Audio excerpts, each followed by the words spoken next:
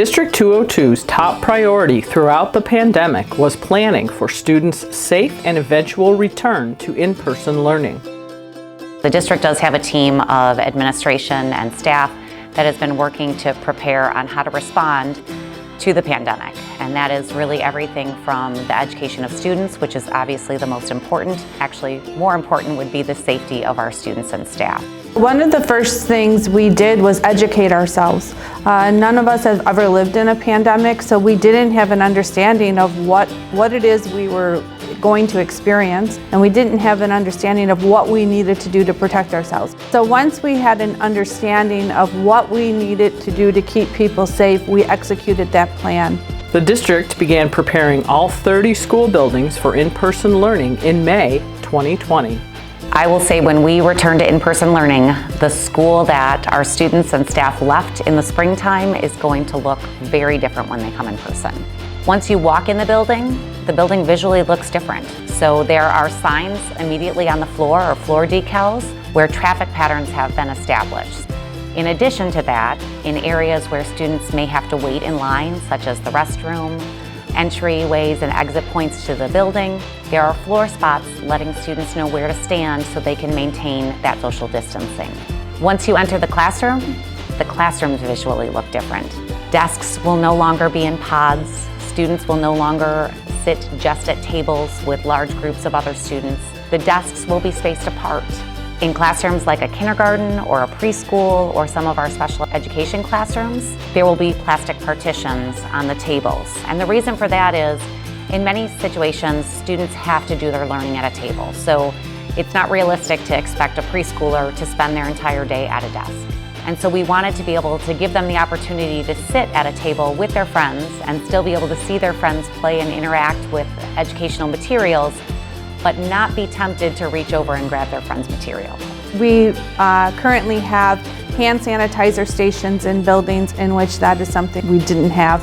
Every child, every employee has been provided a face covering for when they do come into the building. So it is an expectation that all employees, all students are wearing a face covering. In addition to that, we increased the air filter in the ventilation system by having a higher level air filter. All of these things are being implemented because they are recommendations from either the Illinois Department of Health, the Will County Health Department, or CDC. So it was us educating ourselves on what we needed to do to provide experiences that were safe and go ahead and execute that for our employees. State and national health guidelines regarding COVID-19 also impacted the way District 202 custodians cleaned and sanitized the buildings. District 202 custodians frequently sanitized all exterior and interior touch points at buildings using electrostatic sprayers containing Oxivir 5 disinfectant. They sanitize the doors, they sanitize every and all of the touch points in the facilities, and we've been doing that since actually September when we got all of our equipment. Sanitizing continued when students returned to buildings. All desks and chairs were disinfected between students. During the hybrid learning schedule this winter and early spring, the district deep cleaned buildings on Wednesdays. Our largest challenge, or biggest challenge, I think, is keeping everyone safe, keeping people calm during this time, with the understanding that keeping them calm is reassuring them by them seeing our custodians sanitizing the facilities, our maintenance people repairing or changing filters. And those new cleaners, floor decals, and plastic partitions cost money that was not budgeted. District 202 has already spent more than $8 million on pandemic-related costs.